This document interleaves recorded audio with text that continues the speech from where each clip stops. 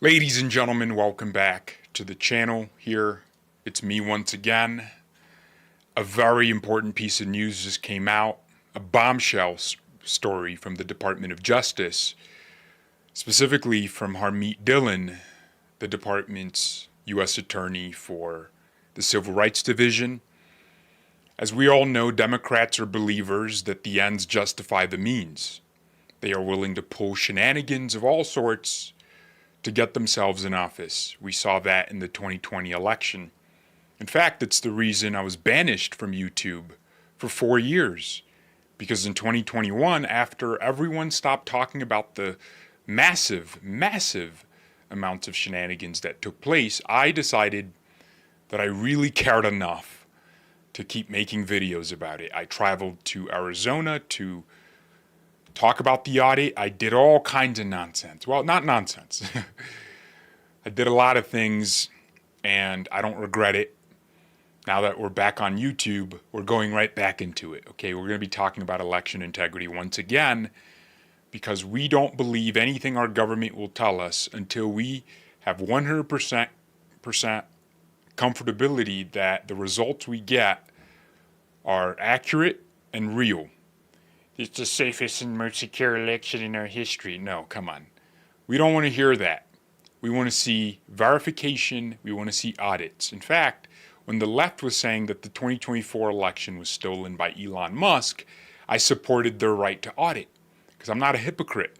If they think something went on, audit it. But what's hilarious is if we did that audit, we would find out that they committed shenanigans and Trump could have perhaps won by more, especially in California, where they pulled shenanigans to prevent a few Republicans from taking more congressional seats, so Congress would be this 50-50 bottleneck for the Trump administration. But there's a story that just came out with Harmeet Dillon. They've been working behind the scenes to obtain voter rolls. Voter rolls are the foundation of everything they do. It's how they can manufacture dead people and put them into the system. And there's a few certainties in life. Taxes, death, and your dead grandma voting Democrat from the grave. It's all they do. It's their best tactic. So let's get into this here. This is going to be a very short live stream. And I know it's live, but it's really a video. I just wanted to make sure I was live with you guys. But here is our story from my great friend Eric Doherty. In a bombshell revelation, Assistant Attorney General Harmeet Dillon found out that over 260,000 dead people and thousands of non-citizens or illegals are confirmed to be registered to vote in the United States. And here is Harmeet Dillon with that breaking news. Hi, I'm Harmeet Dillon, Assistant Attorney General for Civil Rights, and I'm here to share an important update about one of my many important duties here at the DOJ, which is enforcing our federal election laws. Here's some facts and figures for you. In the last 8 months, the DOJ has reached out to all 50 states, asking them to share their voter rolls with us so that we can help them comply with the Help America Vote Act, which requires states to maintain clean voter rolls. 4 states complied voluntarily. We sued North Carolina early on, and they are checking the voter records of 100,000 voters who were improperly enrolled on their voter rolls. Just think about that. The federal government is doing its job because we have federal laws that govern who is a qualified elector.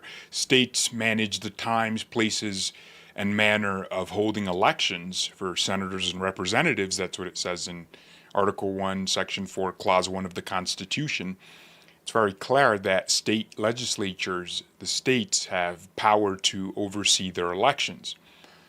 But the federal government has responsibilities nonetheless to make sure the game is fair on a national level. You can't have California using illegals as qualified electors, and then North Carolina follow the rules, or in this instance, North Carolina isn't following the rules.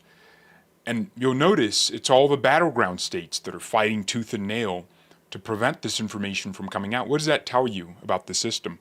It tells you that the cheating happens mostly in the battlegrounds, and it happens in blue states as well, of course, and in some red states. Well, it happens everywhere nationally, but it's concentrated in the battleground states because those are the states that Democrats seek after the most. Let's continue. They're going to fix their problem voluntarily. We have an agreement in place almost with another dozen states, and I expect very soon we'll be looking at their voter data and comparing it with our records and helping them clean up those voter rolls.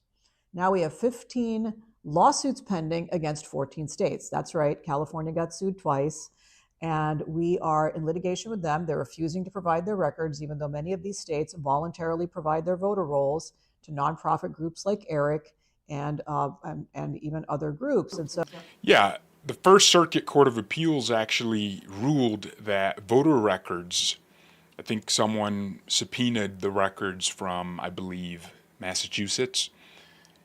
And the district court said, no, you can't have access to this. And then the First Circuit said, actually, voter roll records are a matter of public record.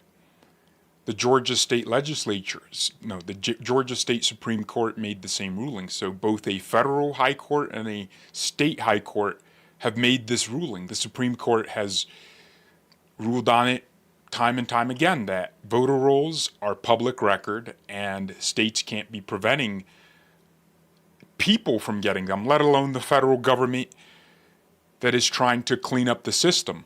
So we are going to make sure that we get to the bottom of those, and then we're going to get to the rest of the states. So we're engaged with nearly 30 states. Here's what we found so far. We've checked 47.5 million voter records. We've found 260,000 plus dead people enrolled in the state's voter rolls, which is pretty concerning. They're going to be removed with the help of the DOJ. And finally, that there are several thousand non-citizens who are enrolled to vote in federal elections. This is very concerning, and the DOJ is partnering with local law enforcement. I can't believe I'm saying this, ladies and gentlemen, but we're going to need a law that says if you're dead, you can't vote.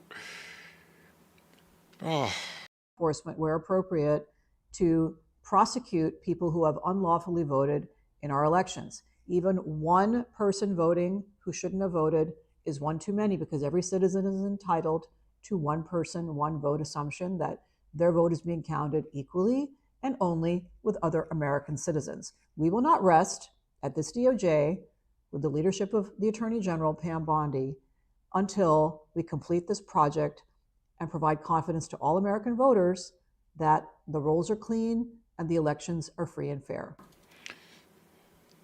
Harmeet, I love you, okay? I know you prayed to Wahaguru at the RNC. Jesus Christ is who we serve in America.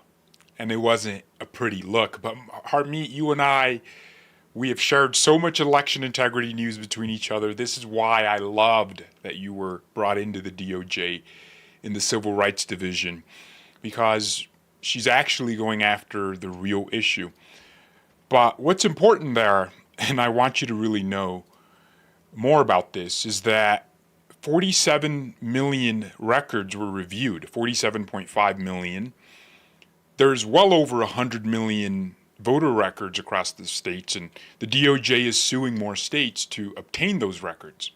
Now, me and Grok, as always, we do these things. I do most of the work, but Grok just, takes a lot of the credit, and I feel like you guys are unfair sometimes. You give Grok all that credit, but not me.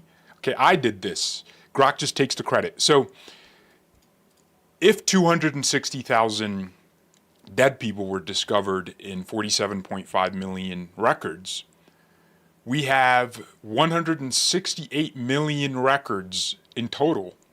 You subtract the 47.5 million, you get 120.5 million unreviewed voter records in the country.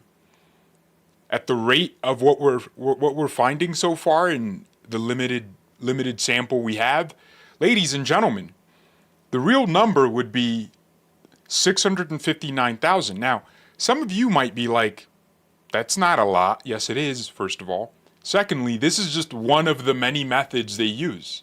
It's not only dead voters that's the problem. You have a problem with people who leave states and then their names remain in those states. Vlad is a friend of mine, and he left Washington State and moved to Arizona before the 2024 election, and they sent him a mail-in ballot for Arizona, for Washington State and for Arizona. I live in Colorado. I rent this house, and I got mail-in ballots for the people that used to live here. This is a problem.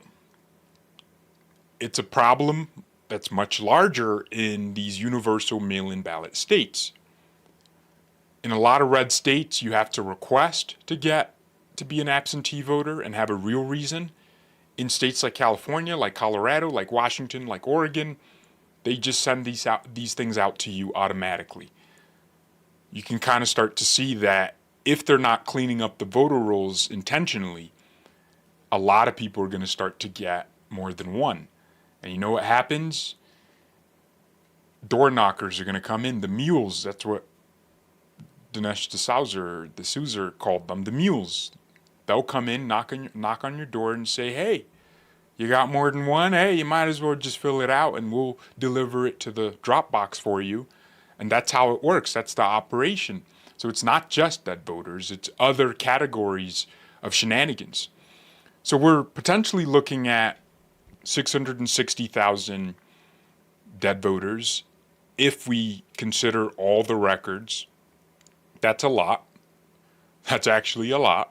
Okay, and if you want to round that up, that's a lot more. Round it up to the nearest 1 million, because that's how Democrats operate. But I want you to just see this perspective. Trump won in Arizona with 86,000 votes. Many would argue it was much more. But on paper, 86,000 in Arizona, 126,000 in Georgia, 180,000 in Michigan, 33,000 in Nevada, 191,000 in North Carolina, 139,000 in Pennsylvania, Wisconsin, 29,000. The total margin of victory for Trump in all the battleground states combined is 684,000 votes. You see where I'm going with this. Which means that 660,000 dead voter thing starts to look a lot more serious. It starts to look a lot more scary, a lot scarier. 684,000 versus 660,000. You can basically take every other swing state with this. Now, of course, these numbers are nationwide. And we're not even including the thousands, as Harmeet Dillon mentioned there, the thousands of illegals who are on the rolls. Okay, and I equally did more work with Grok, and I said, Grok, if everything were divided equally, how many potential dead voters could be in each congressional district? And what is the average victory margin in the top 30 tightest congressional races? The average margin. Well, 659,000 divided by 435, that's the number of seats in Congress, gives us roughly 1,500. Now, this is very lame math because not every seat in Congress is going to have shenanigans.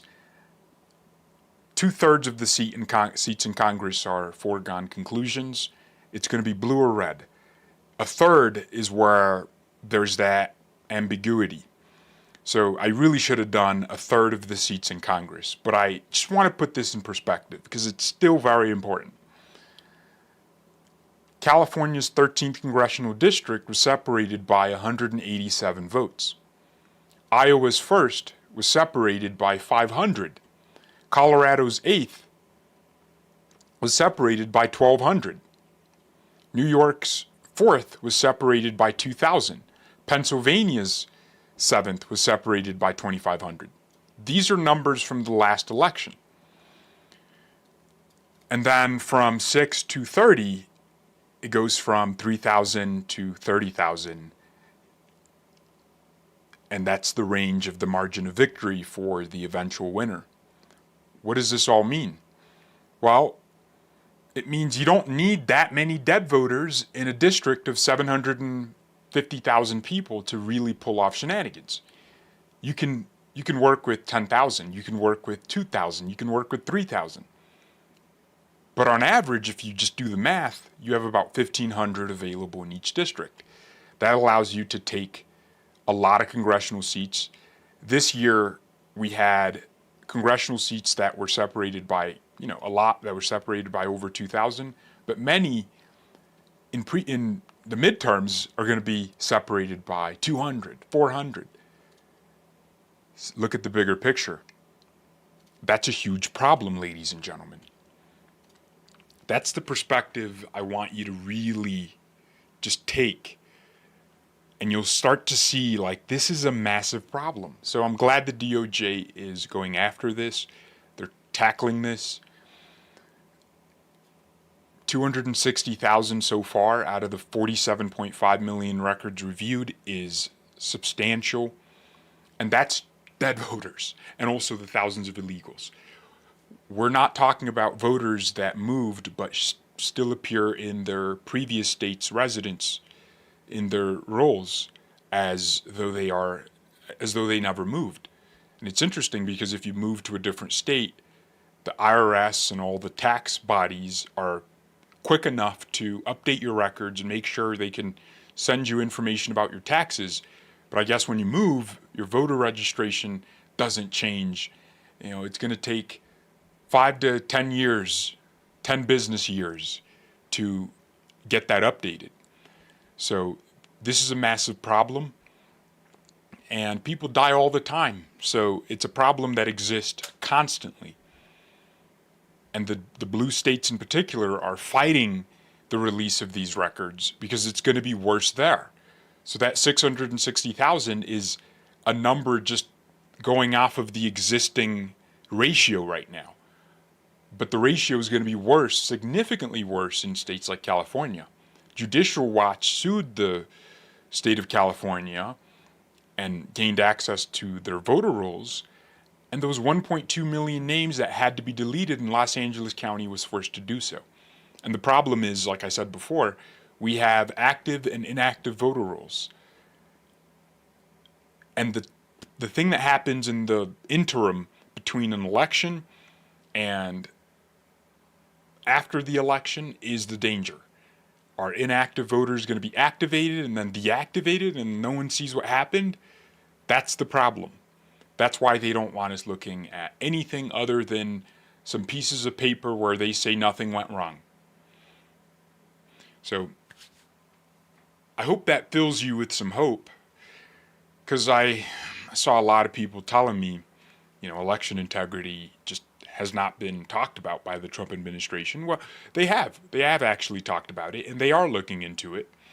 It's just a complicated situation because you do have a separation of powers. The federal government and the state governments have distinct responsibilities. The federal government doesn't really have that much oversight, except in the area of voter registrations. It is within their jurisdiction to enforce these standards across the board, especially citizenship and whether someone is alive or dead. Very, very important. Anyways, this is going to be a short live stream anyways. I hope you guys enjoyed the stream or the video stream. This is a video stream. I'm going to be back tonight for our actual live stream with more news to share.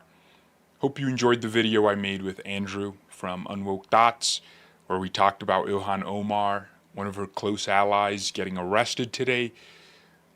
Everything going on is just so awesome, It's just so awesome. It's absolutely awesome. Matrici, that's an Italian name. Anytime you see chi at the end of anything, it says, God bless you, George, everyone hit that like button. You're paying me money to get people to hit the like button. Unbelievable. I appreciate that. Dems good and burning evidence. That's what they do best, right? That's why they won't or are fighting in court to not release these records to the DOJ, because the numbers are going to be really bad. And for them, this is like horrible news. Sunlight is the best disinfectant, and fraud is the disease, and we're seeing it in broad daylight. I was reading this from Democracy Docket, because I love when they write things that are negative for them. Democracy Docket is run by Mark Elias, a huge crook. And it's interesting because the DOJ used to be on their side just a few months ago, just last year. The DOJ was doing everything for them.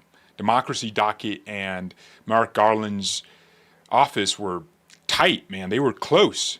But now they have to report things the other way, where the DOJ is going after the shenanigans. So it's good to see those things happen. But yeah, I will be back tonight for our late stream, probably really late, 2 a.m., baby. God, I pray that these things keep getting exposed and the truth keeps coming out. And I pray you give more courage to the people that are delivering the truth, that they don't stop. In Jesus' name, amen. Awesome, awesome. I'm so happy. Hit the like button, like Matrici says. Matrici. All right, goodbye.